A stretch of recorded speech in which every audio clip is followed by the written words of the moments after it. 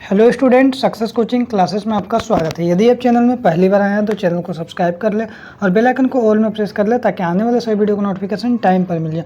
तो आज हम लोग डिस्कस करने वाले हैं क्लास 10 का साइंस का जो चैप्टर आपका अम्ल क्षारक एवं लवण है। ये आपका वीडियो होने वाला half yearly exam special. Half yearly अगर एग्जाम आपको कब है, सितंबर में आपको एग्जाम है, उसके लिए आपको बहुत ही ज़्यादा इंपॉर्टेंट वीडियो आपको होने वाला है। तो चलिए हम लोग वीडियो को आगे स्टार्ट करते हैं। सबसे पहला क्वेश्चन क्या बोल रहा है, खट्टे स्वाद वाली वस्तुओं में कौन सा पदार्थ पाया जाता है? तो याद रखिएगा, सबको याद कर लीजिएगा। तो उसको हम लोग क्या बोलते हैं? अम्ल बोलते हैं। और अम्ल का स्वाद कैसा होता है? तो याद रखिएगा, अम्ल का स्वाद क्या होता है? खट्टा होता है। आगे देखिए, लिटमस पत्र पर अम्ल का क्या प्रभाव पड़ता है? तो याद रखिएगा, अम्ल जो है लिटमस पत्र पर नीला लिटमस को क्या कर देता है? लाल कर देता है। ठीक है।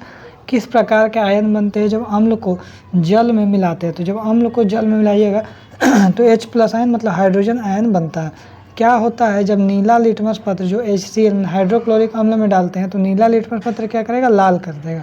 आगे देखते हैं क्वेश्चन नंबर 6 क्या बोल रहा है, अम्लों का सबसे मुख्य गुण क्या है? तो क्षारकों को क्या करना? उदासीन कर देना।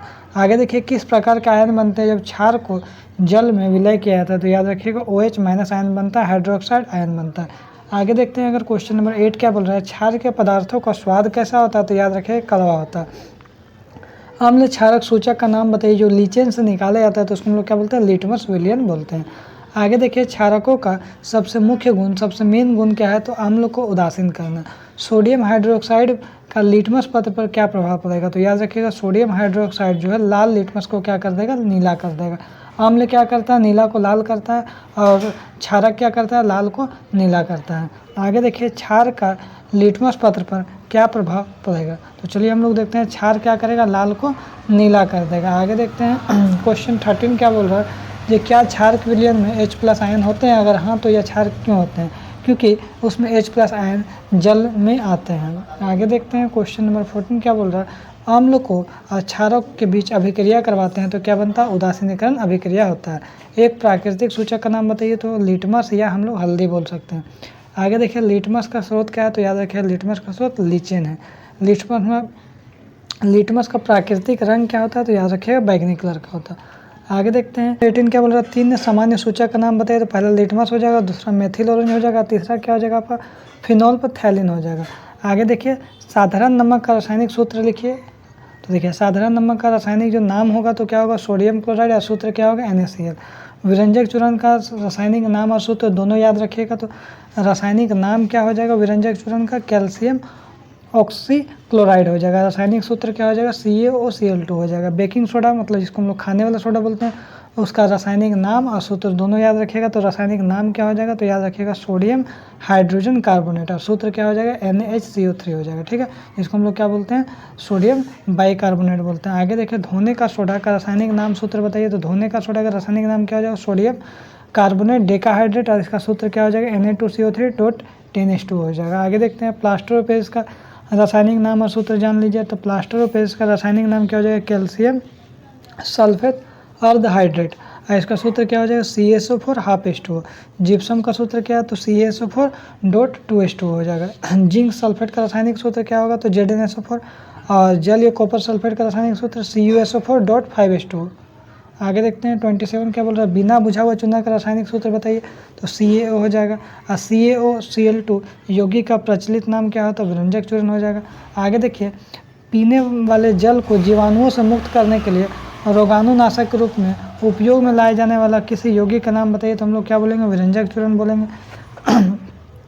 कपड़ों के विरंजन के लिए उपयोग में लाई जाने वाली एक यौगिक का नाम लिखिए? तो विरंजक चूर्ण हो जाएगा। आगे देखते हैं 31 क्या बोल रहा है, उस पदार्थ का नाम बताइए जो क्लोरीन से क्रिया करके विरंजक चूर्ण बनाता है? तो हम लोग क्या बोलते हैं? बुझा हुआ चूना, जिसको हम लोग क्या बोलते हैं? CaOH2 हो जाएगा। उस रासायनिक अभिक्रिया का नाम बताइए जो सोडियम क्लोराइड के जल विलयन से सोडियम हाइड्रोक्साइड व क्लोरीन गैस मुक्त करता है? तो इसको हम लोग क्या बोलते हैं? क्लोर क्षार अभिक्रिया बोलते हैं। आगे ही हम लोग देखते हैं क्वेश्चन में 33 क्या बोल रहा है, सोडियम हाइड्रोजन कार्बोनेट के विलयन को गर्म करने पर क्या होगा? इस अभिक्रिया के लिए समीकरण लिखिए। तो क्या हो जाएगा? देखिए, सोडियम हाइड्रोजन कार्बोनेट को गर्म करिएगा तो क्या होगा? Na2CO3 और जल और CO2 बनेगा। ठीक है, जिसको हम लोग क्या बोलते हैं? सोडियम हाइड्रोजन कार्बोनेट बोलते हैं। आगे देखें, धावन सोडा का जल घोल अम्लीय होता है या क्षार? तो याद रखिएगा, क्षारीय होता है। कठोर जल को मृदु करने के लिए किस सोडियम यौगिक का उपयोग किया जाता है? तो याद रखिएगा, आपका sodium hydrogen, sodium carbonate decahydrate, जिसको हम लोग क्या बोलते हैं, धावन सोडा बोलते हैं। आगे देखिए, जल की स्थायी कठोरता को हटाने के लिए किस यौगिक का उपयोग करते हैं, तो सोडियम कार्बोनेट का।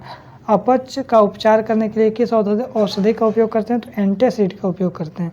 आगे देखते हैं, CaSO4 का रासायनिक नाम या सामान्य नाम क्या होता है, सामान्य नाम plaster of Paris. Plaster of Paris का जल के साथ अभिक्रिया करें, एक समीकरण लिखिए, तो हमारा क्या हो जाएगा, plaster of Paris CaSO4 half H2, अगर जल से अभिक्रिया करेगा तो क्या बन जाएगा, जिप्सम बन जाएगा, जिसको हम लोग क्या बोलते हैं, CaSO4.2H2 हो जाएगा। आगे देखिए, अस्पतालों में टूटी हुई हड्डी के उसी स्थान पर बनाए रखने के लिए डॉक्टर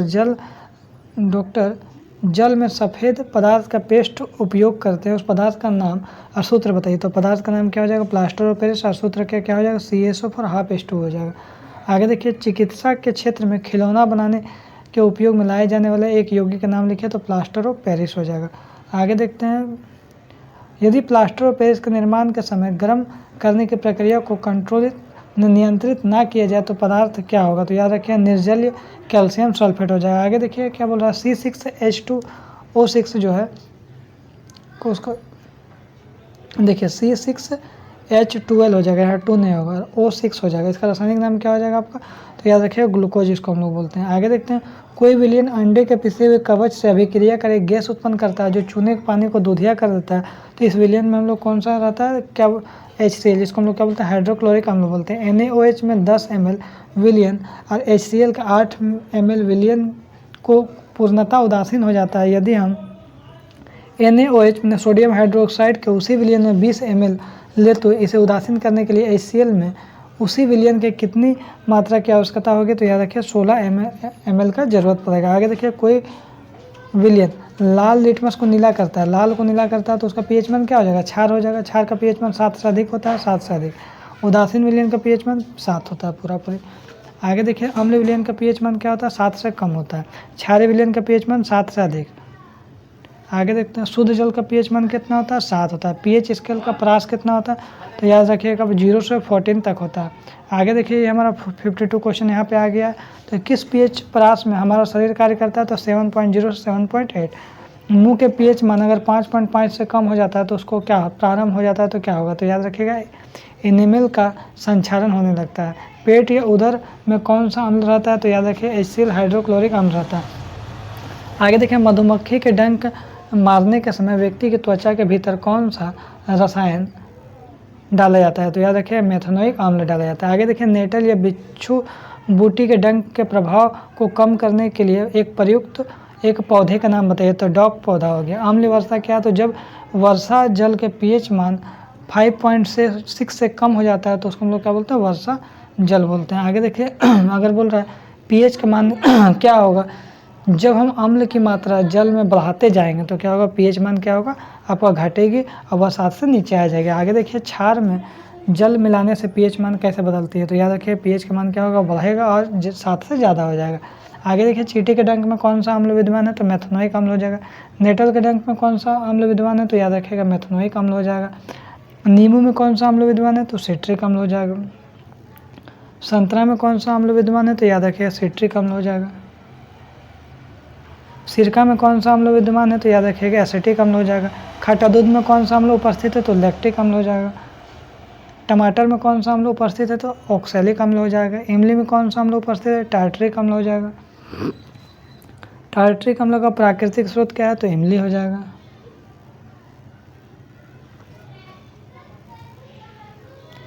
तो ये हमारा इतना ही था, टोटल क्वेश्चन खत्म हो गया। तो यदि आपको वीडियो अच्छा लगे तो लाइक शेयर एंड सब्सक्राइब जरूर करें। फिर मिलते हैं हम आगे नेक्स्ट वीडियो में। Thank you so much.